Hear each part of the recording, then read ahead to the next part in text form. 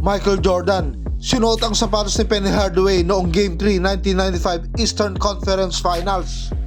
Game 1 at Game 2 ng kanilang laban ay isinuot ni Michael Jordan ang kanyang Jordan 11 Concord na sapatos. Pero may restriction pala sa kulay ng sapatos ang NBA noon.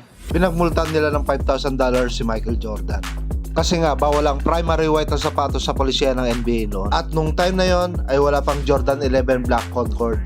Sa dami niyang Jordan na sapatos ay natipuhan niya yung sapatos ni Penny Hardaway. At nang malapit ng simulan ng Game 3, sinabihan ni Dagot ang Knight na, "Hey man, give me some of the kid shoes." At sinuot nga ni Michael Jordan ang Hardaway Air Flight 1. Hindi makapaniwala si Penny sa nalaman.